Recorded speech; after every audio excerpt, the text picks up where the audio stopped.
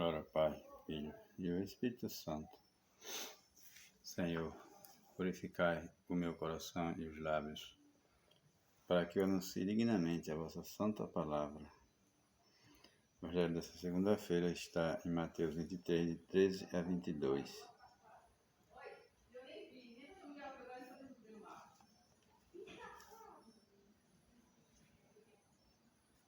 Ai de vocês, doutores da lei, fariseus hipócritas, vocês fecham o reino dos céus para os homens, nem vocês entram, e nem deixam entrar aqueles que desejam.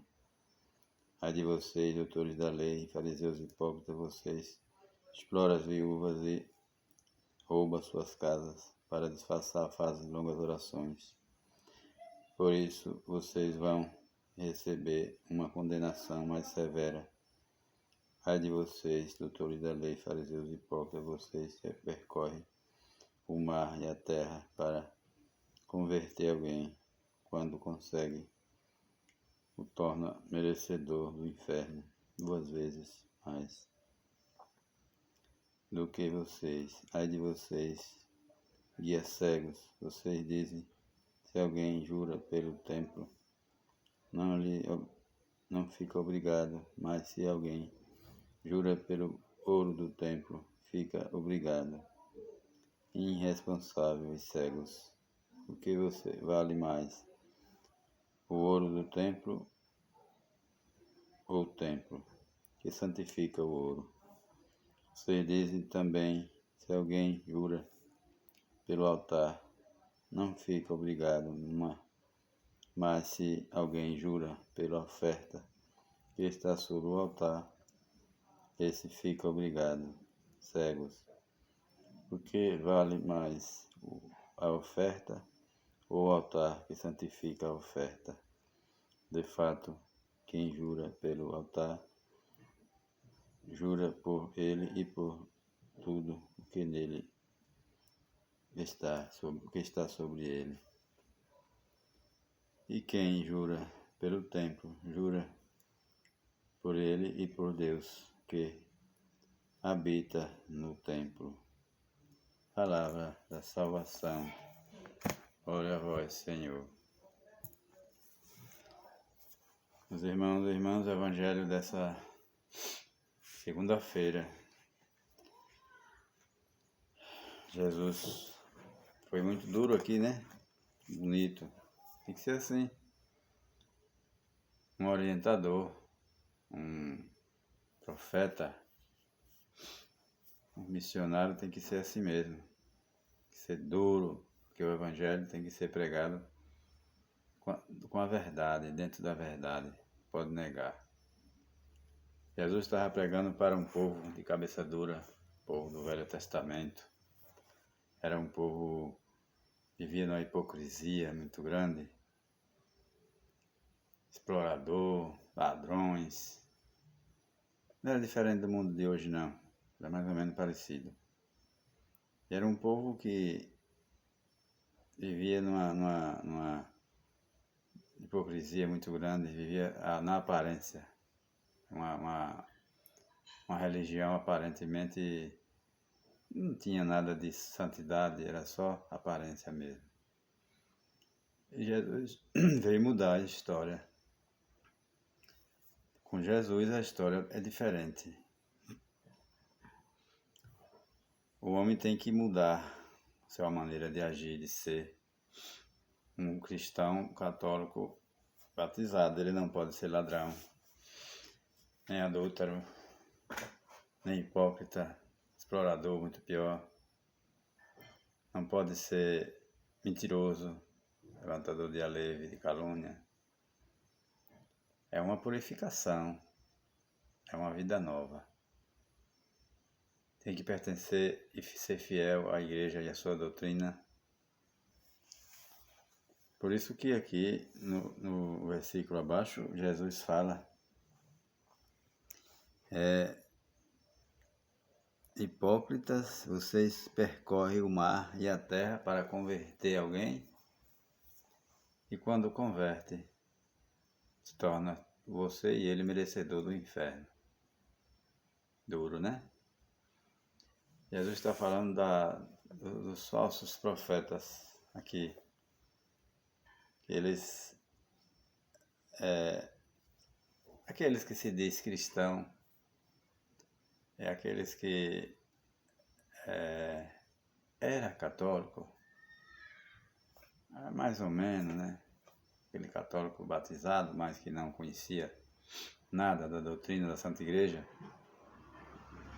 Então, com facilidade, com duas conversas, vai para uma seita fundada por mão de homem, vai para um movimento qualquer aí de feitiçaria, macumbaria, essas coisas, né?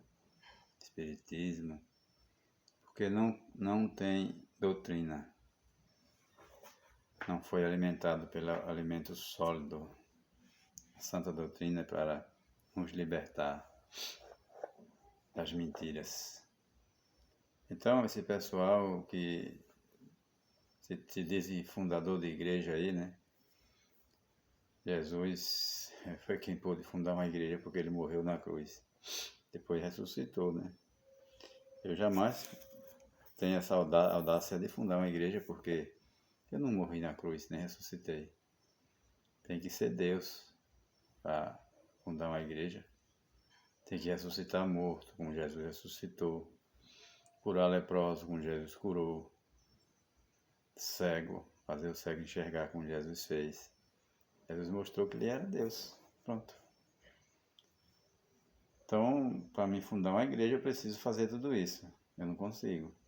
Então, eu não sou capacitado para fundar uma igreja. Quem sou eu para fundar uma igreja?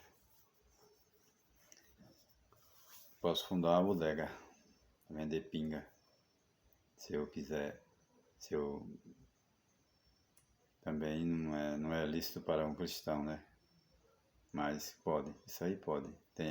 O homem é livre para fazer isso aí, felizmente. Agora uma igreja não. O que é que acontece com essas igrejas falsas fundadas por mão de homem? Eles saem com uma preocupação, a Bíblia abaixo do braço, a Bíblia dele fede a sovaco. Que eles não tiram debaixo do braço. Quando era católico nem lia, nem pegava. Aí quando se torna protestante e aí não aceita qualquer, aí acha que conheceu Jesus e começa aquele fervor, aquela agonia para pregar o evangelho, e porque agora eu conheci Jesus e não conheceu ninguém, não conheceu nada, tudo conversa fiada. Porque cuspiu no prato que comeu, foi batizado, até participou de missas e tal, depois saiu fora. E foi participar das igrejas fundadas pelos homens,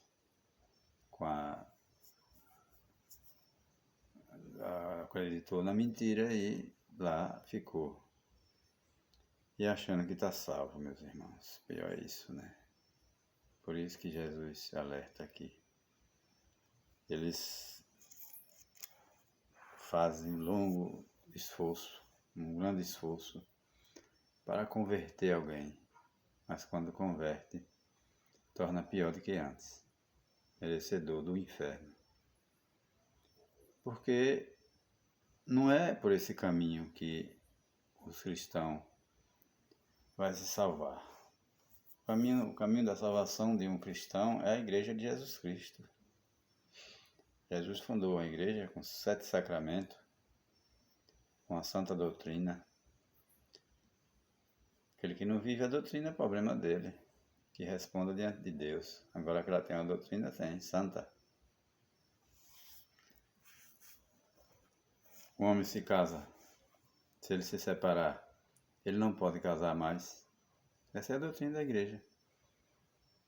Se ele casar, está vivendo no adultério, os outros lá, as igrejas dos homens lá, pode tudo. Se batiza não sei quantas vezes, as igrejas dos homens aí. A de Jesus é um só batismo, uma só fé. Não adianta. Então, essa doutrina da igreja de Jesus, ela é santa. ela é verdadeira. E eu vejo que esse pessoal que se encontra aí nessas seitas, eles têm a maior certeza do mundo que já estão salvos. Tomara que esteja. Jesus diz aqui que eles percorrem o mundo, o céu e a terra, para converter alguém. Quando converte, se torna pior do que antes. Porque, na verdade, é uma conversão mentirosa, não é verdadeira. E por aí vai, tem os falsos profetas, né? Aqueles que estão em movimentos pagãos, seitas, igrejas, paganismo, a lei, judaísmo, islamismo e um monte de coisa aí que está afastado de Deus e da igreja. Jesus deixou bem claro: eu sou o caminho, a verdade e a vida. Ninguém vai ao Pai senão por mim. Meus irmãos, se ele fala isso, é por ele, dentro dessa doutrina verdadeira. E a Igreja de Jesus Cristo, que é a Igreja Católica, a qual eu pertenço, ela é Jesus continuando na história até o fim, até ele voltar novamente. E ele mesmo disse que fora da igreja não há salvação. Todos os papas da igreja falaram isso. 265 papas falaram isso, menos esse que está aí agora. Esse que está aí é um pouco estranho. Falou isso ainda não, mas ele pode falar um dia, quem sabe. 265 papas passaram pela Igreja Católica até hoje. 266 com esse de hoje. Passaram pela Igreja Católica e todos eles, menos Francisco, falaram que fora da Igreja Católica não há salvação. Será que esses homens, que no meio deles tinha muitos que eram santos, mentiram? Não. Porque o próprio Jesus mesmo disse: eu sou o caminho, a verdade e a vida. Ninguém vai ao Pai senão por mim. E a igreja é o quê?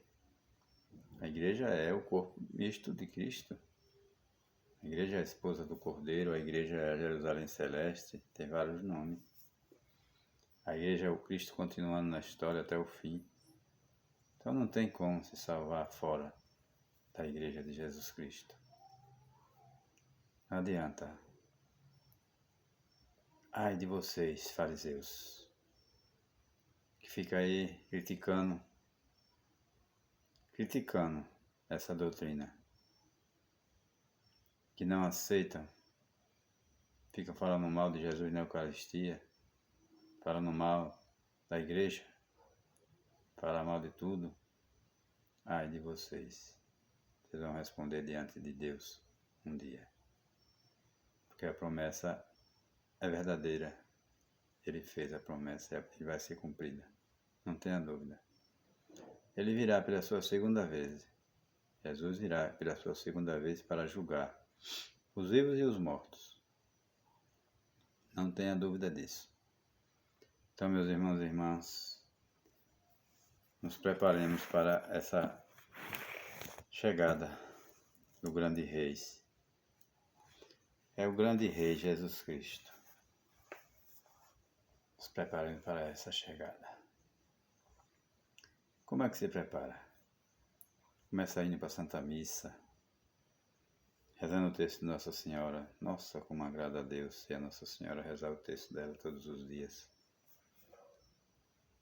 Eu acredito tanto que agrada a Deus que eu rezo o Rosário de Nossa Senhora, que são 4 textos, todos os dias. Em nome de Jesus, eu nunca vou desistir. Continuar forte e firme na fé. Porque o Senhor morreu na cruz por mim. Então Ele merece a gente fazer um pouquinho de sacrifício por Ele aqui na terra também. Louvado seja Deus, nosso Senhor Jesus Cristo, para sempre ser louvado, nossa Mãe Maria Santíssima.